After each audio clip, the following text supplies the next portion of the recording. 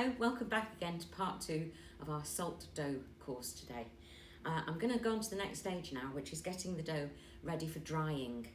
Now there are 2 ways you can dry it. You can leave the dough to dry in the air, in somewhere warm, but not too warm. Don't put it on a radiator, but just somewhere dry and warm in a room.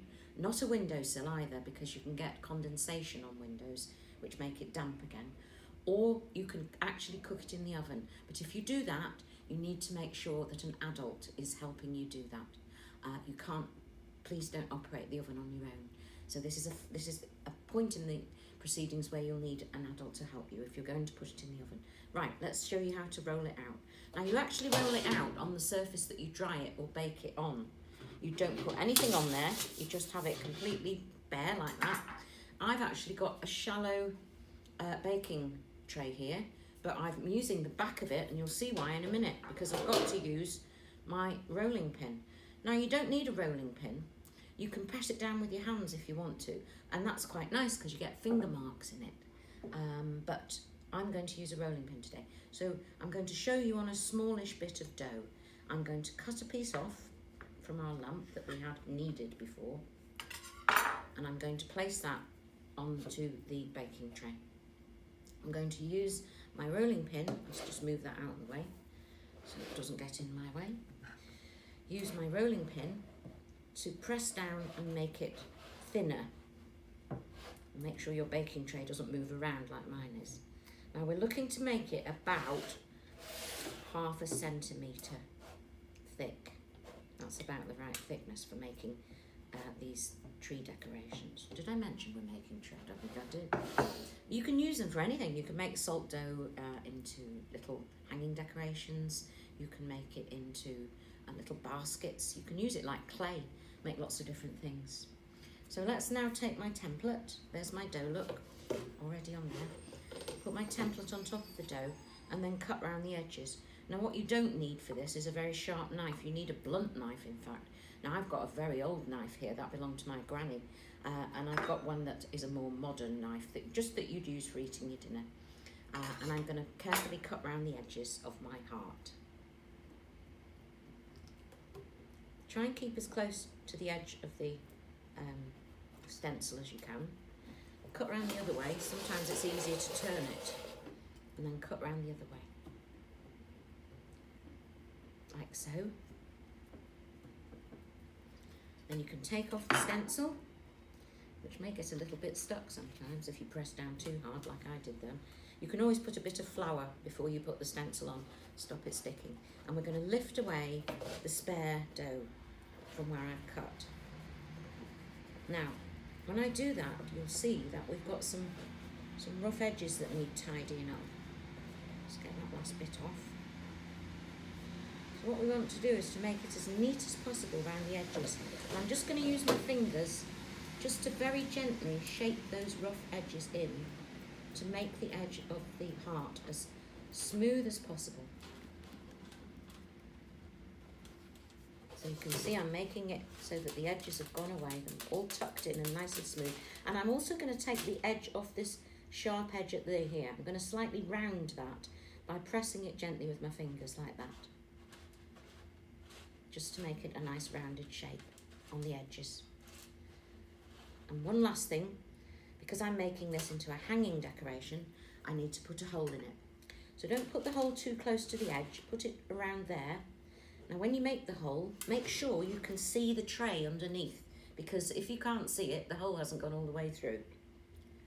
Now, at this point, as I said to you, you can do one of 2 things. You can either dry it in the air in a warm, dry place, and you might make several of these at one time. I'm just making one to just show you.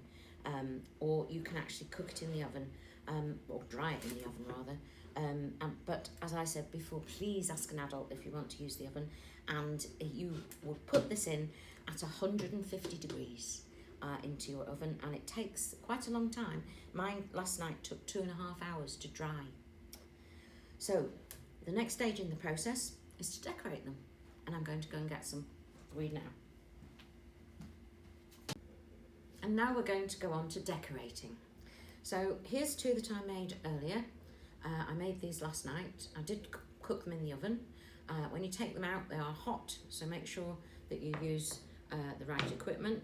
Whoever's working with you, your adult helper will, I'm sure, have some oven gloves. They need to be cooled down, and then they're ready to decorate.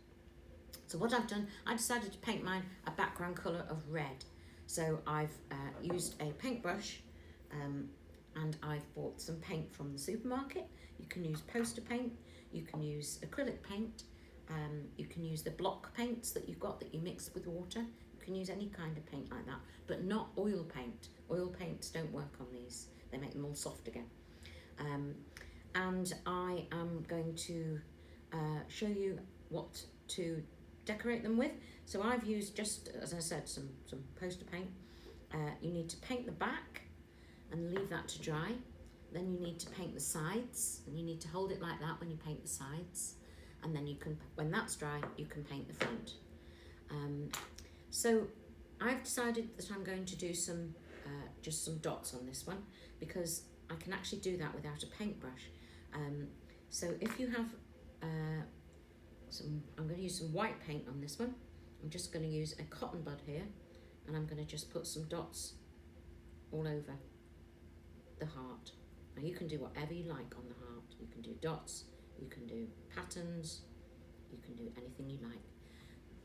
Another idea is to use one of these gold pens. You can buy gold and silver pens, or you might just have one at home. I have this at home. I've had it for a long time. And you can draw patterns on the hearts if you want to. On top of the paint, you can draw these gold patterns, but they are quite fine lines, so they don't show up quite as well as the paint. But nevertheless, you can do whatever you want on the hearts. It's up to you. So there's the hearts decorated, or at least half decorated. And to finish them off, we're going to use a piece of plastic ribbon that I showed you last week that you tie up your Christmas parcels with. And what I've done is I've taken the ribbon, I'm just going to cut a bit off the end like that to make a point, so that I can get it easier through the heart.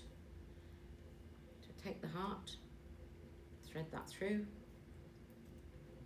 pull it through. I'm going to tie it. I'm going to tie it with a bow, but you can tie it with a knot if you like. Tie it with a little bow.